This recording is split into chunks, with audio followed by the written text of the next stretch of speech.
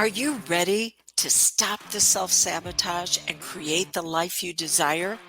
Well, in order for that to happen, you need to break free from the bad beliefs that are holding your success hostage.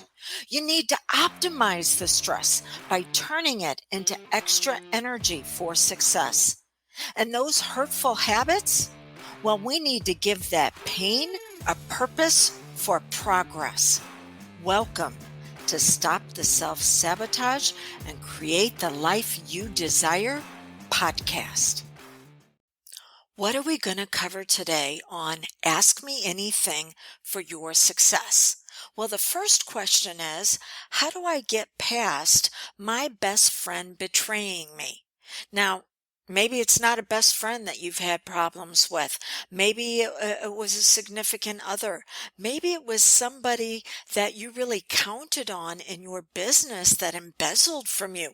I've worked with all of it. So that's the first question we're going to look at. Number 2, why do my partner and I continue to fight? And again, it can be partner, it can be friend, it can be coworker. And then question number 3, Dawn, you have said in the past that weight is a symptom and that it won't go away unless you address the cause. What's the cause? Ooh, really good question on that one. By the way, if you're new to Stop the Self-Sabotage and Create the Life You Desire podcast, what we're doing for the month of May is Monday through Friday, you get a 5 to Thrive, which is 5 minutes designed for you to reach greater heights of success with less effort, or 10 to the Top, 10 minutes designed for you to reveal you at your very best. So that's Monday through Friday. Then on Saturdays, I'm going to do Ask Me Anything for Your Success, AMA. And this is where you can send in questions. Now, the questions that I get are a little bit more involved, but because I want to have complete anonymity. Did I say that word right? For the people who are asking these questions, I'm just going to distill it down to the basics. By the way, if you want your question answered this month on Ask Me Anything for Your Success, send your question to me, Dawn at DrewDawnFerguson.com with the subject line AMA, Ask Me Anything. And then I'll respond back and let you know which episode you'll be featured on. Okay, so let's start with, how do I get past being betrayed? And this is where it all has to do with values. See, we value certainty, which is, if it is to be, it is up to me. We value freedom. We have the ability to choose. We value worthiness, that we can partner with someone and create something, the two of us together, with how we trigger each other that would be greater than if we were to do it all on our own. And we value love. And this is the beginning levels of leadership, to where we have to learn how to take care of ourselves first, because we cannot give away what we do not possess. If we're trying to give away to get, that's transactional. That's not true love. So how do you get past betrayal? Number 1, you want to look at the person that was involved. Is this something to where you do want to continue a relationship with them? If you do, because there's a difference between forgiveness and earning trust. But if you do want to continue a relationship with them, then you need to work with them on this. If you are not continuing the relationship, then you want to do it for yourself. But you've got to value something higher than what the betrayal, what it positioned itself as. So when I say that we have 4 core values, there's a progress side and a pain side to each of those. So certainty, where if it is to be, it is up to me, can also be seen as, I must rely on other people, places, and things to make me okay.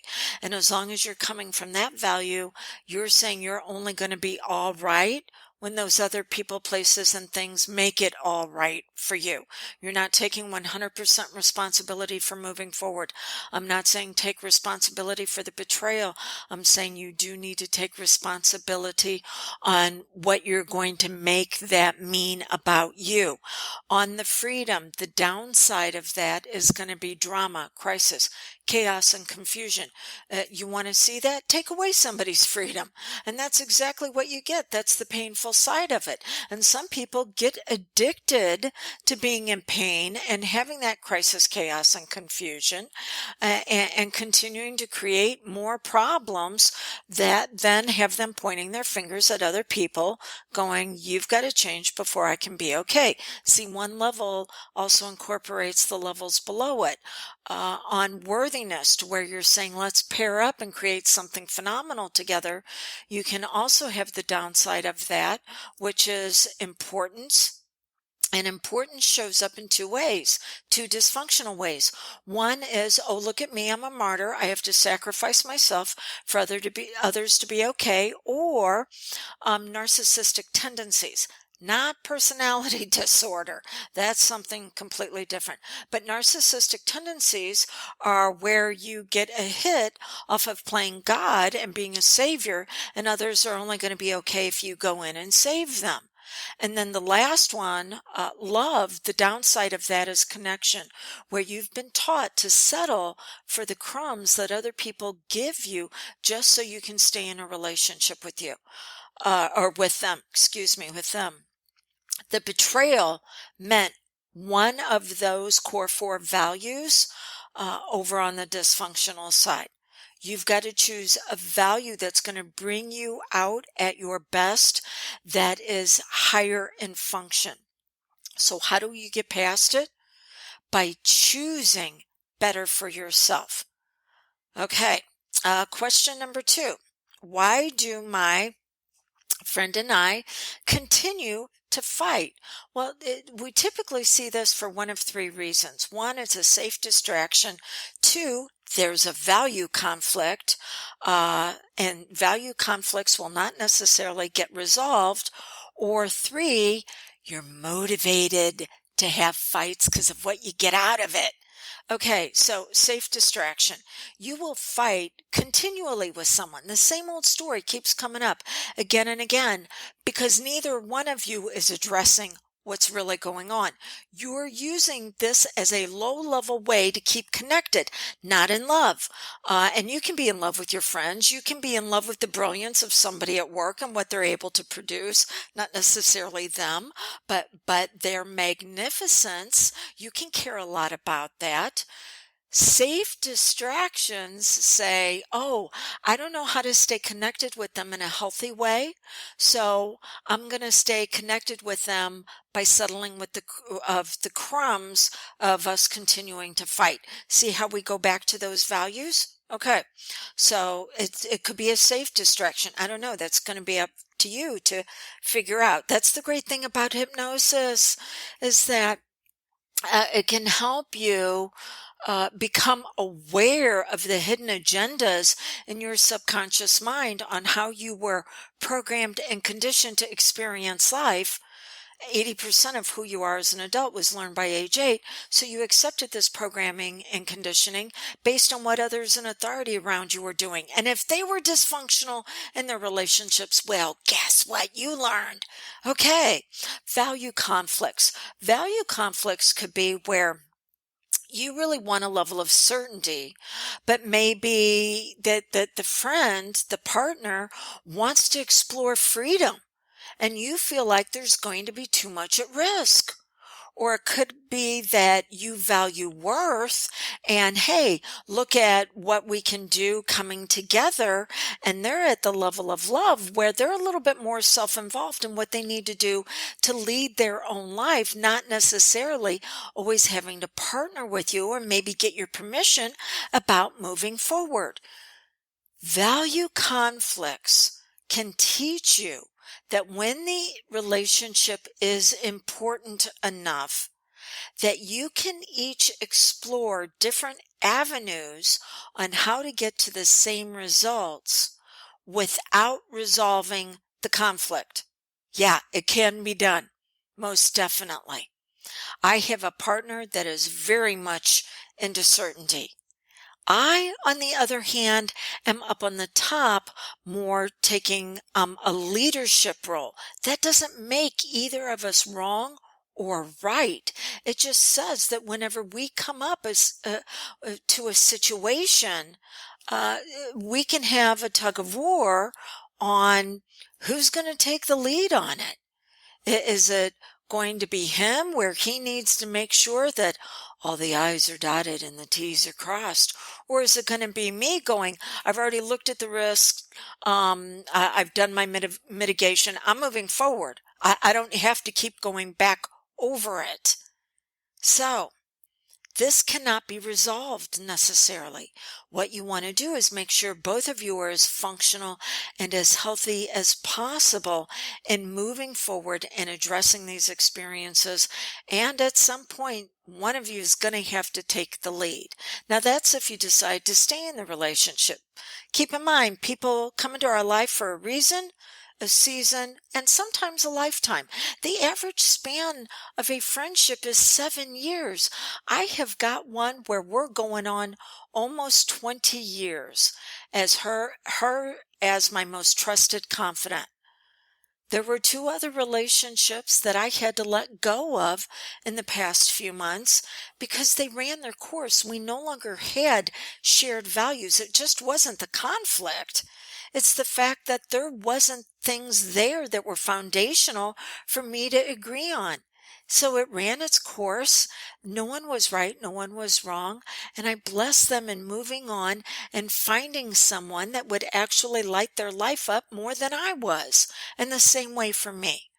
All right. Now, the other reason why you can continue to fight is because you are motivated in a very dysfunctional way to fight. See, there's 5 motivators. You got 4 values, but you got 5 motivators. 5 motivators are status, control, autonomy, relationships, and what you think is the truth. So are you fighting because, well, you lost status somewhere in life and now you need to get it back? Or is it that you want to be able to control things because you felt a loss of control? The fact that you just don't have enough autonomy. Relationship. Are you sick of doing what's known as relationship bargaining, where you bargain on the inside on the behalf of someone else at the expense of yourself, and it builds and builds until you finally lose it? And they're going, where did all of this come from? And you're thinking to yourself, it's been building for a while, but you never said anything. Or is it because what you see as the truth and what they see as the truth is 2 different things, and you are going to continue to pummel them until they get the truth? Or they're coming from the dysfunctional focus of beatings will continue until morale improves. The 5 motivators are so healthy when you learn to use them, but typically they use us. And by the way, if you want more on that, go to drewdonferguson.com/2021, where I am going to teach you how to design a life of your desires through functional 5 motivators. And if you use the code 50 in the coupon code on the checkout page, you will get the event for $50. Oh, wow. I'm trying to make it as easy as possible for you to say yes to your success. And then our final one, weight. Dawn, you said weight is a symptom. It is not a cause of overeating or exercise. What do we do to get to the cause? That is correct. By the way, how you nourish your body and how you move your body are also symptoms. What's the cause? The cause is what you believe about yourself. There's something known as genetic expression. I have a propensity for diabetes, both types. Both of my parents were diabetic, so I have a propensity for that. But that DNA can lay dormant. It can stay quiet until it is put into an environment that is going to flip the switch on the expression.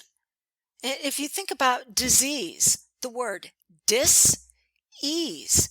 Somewhere along the line, expressing ourselves got to be way too hard and way too dysfunctional. The American Medical Association tells us over 80% of all disease starts from distress, not eustress. Eustress is spelled EU in the word stress, and it means healthy stress. It's when our muscles are challenged to build a better body. Well, it's the same way mentally and emotionally and physically when we're challenged to bring ourselves out at our very best. So distress is when we can't do that. Distress is from us being dysfunctional. And then that creates an internal environment where what we want on the inside and what we're actually experiencing in our life are so incongruent. They are so out of harmony. Something's got to give, and that giving is us. And that's when we then live life at the expense of ourselves and we become ill. So I don't know what happened in your life that said you need to pack on some pounds to hold your place, to make it okay, that food was going to soothe you. I have no idea. It's different for each person. But until you discover why your subconscious decided that you needed this weight, it does not matter what you do on the outside, it will continue to come back and weigh you down. Okay.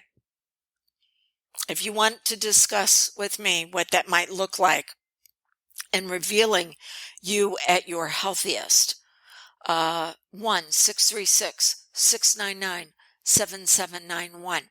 You can either leave me a voicemail or you can send me a text that says you're ready for a consult, a gifted consult, to where I promise you, you will leave with a tip, tool, or technique that you can begin to use same day to begin to experience results. You won't get resolution. I'm going to tell you right now, resolution is going to take you working with someone else. Why? 2 reasons. Someone else caused the problem. They programmed and conditioned you to have this experience. So you need someone to help you move through that. And number 2, it keeps you from developing a God complex. What is a God complex? Oh, I don't need anybody. I can heal myself. I am so fabulous and so wonderful. No, isn't that the problem already? You have been so wounded and so hurt. You're going, I don't need anybody, because you're afraid to let them in, because you're not quite sure you can take another hit. But what if that was actually going to be the stepping stone to your next level of success? It's not a hit. It is a hand up. And that's going to happen working with someone else. Okay. So if you want to be featured on Ask Me Anything for your success, send in your question with the background on it to dawn@drewdawnferguson.com. And I will respond back and let you know which episode you're going to be featured on. So until we get together again, it's time for you to turn that stress into extra energy for your success. But the only way you're going to be able to do that is by revealing who you really are. I'm ready for that revelation. Are you?